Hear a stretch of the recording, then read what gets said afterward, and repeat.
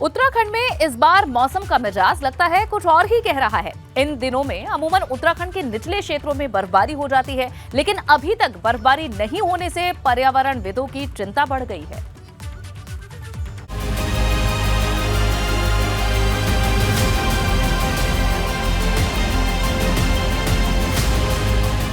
दिसंबर महीना खत्म होने को है, मगर उत्तराखंड के पहाड़ों में बर्फबारी नहीं हुई है।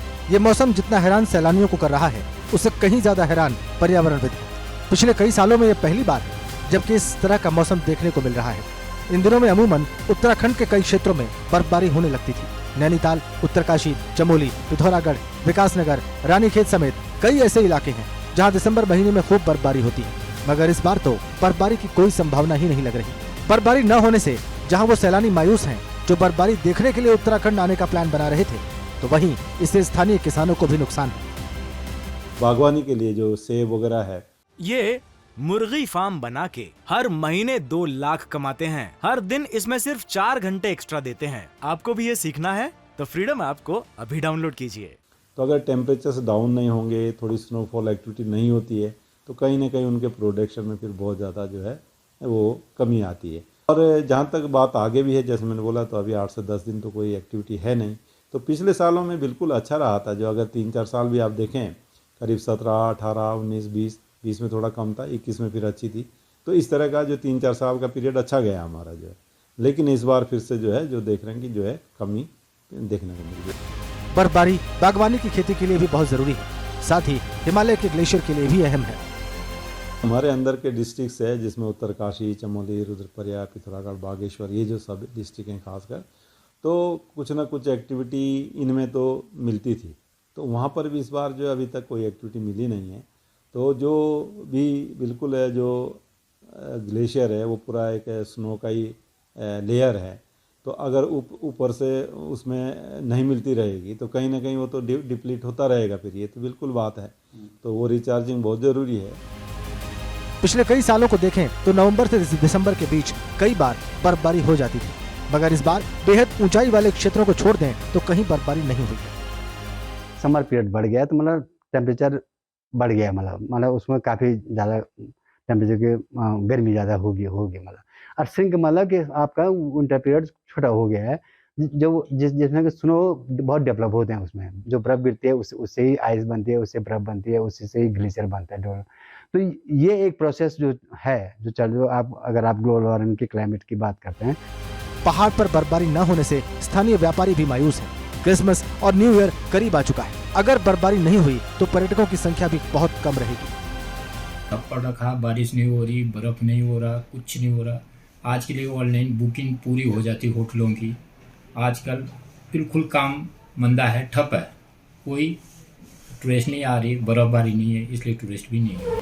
अब सवाल ये है कि इस बार आखिरकार ऐसा क्या हुआ कि पहाड़ों में बर्फ ही नहीं गिरी। बदलते मौसम को लेकर पर्यावरणविदों की अपनी चिंता है। जानकार ये भी मानते हैं कि अगर समय से अच्छी बर्फबारी नहीं होगी तो ग्लेशियर रिचार्ज नहीं होंगे और नदियों के जलस्तर पर इसका प्रभाव दिखाई देगा। एबीपी गंगा के लिए देहरादून से रवि केंतुरा की रिपोर्ट। तो पहाड़ों पर बर्फबारी तो नहीं हुई, लेकिन ठंड जबरदस्त बढ़ रही है। जोशीमठ में ठंड का टॉर्चर देखने को मिल रहा है। घाटी में बहने वाले झरने और नाले पूरी तरह से जम चुके हैं। सड़क किनारे बहने वाला पानी जम गया है। यहाँ बहने वाले नाले पहाड़ी पर जमे हुए हैं। पानी के जमने से बर्फ की मोटी मोटी परतें बनी हुई हैं। झरने भी पूरी तरह से जम चुके हैं। ये 2 तस्वीरें आप देख सकते हैं किस तरह से झरने, नदियां यहाँ पानी का बहाव रोक चुकी हैं, क्योंकि ये ठंड से जम चुकी हैं। सड़क किनारे जो पानी है वो भी जमा हुआ है।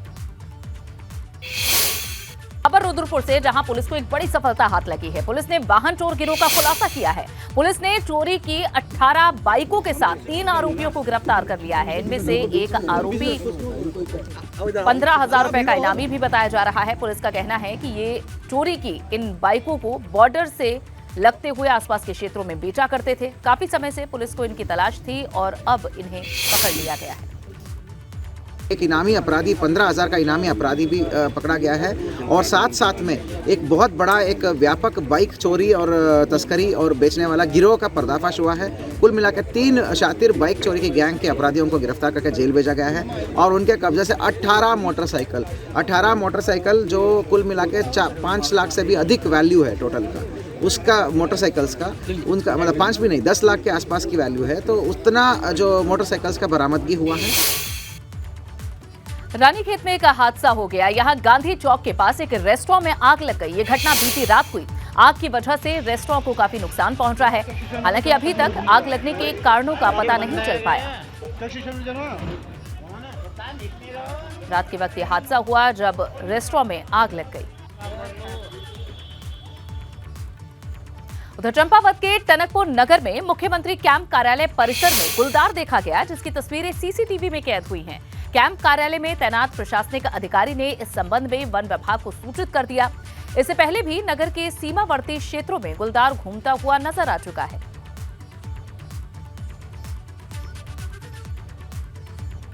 सीसीटीवी में ये तस्वीरें गुलदार की कैद हो चुकी है। सीएम कैंप कार्यालय परिसर में गुलदार घूमता हुआ नजर आया। ऐसे में फिलहाल नजर रखी जा रही है और वन विभाग को भी इसकी सूचना दे दी गई है।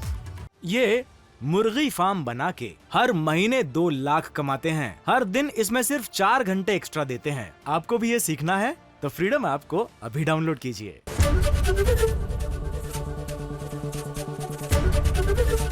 एबीपी गंगा, खबर आपकी, जुबान आपकी।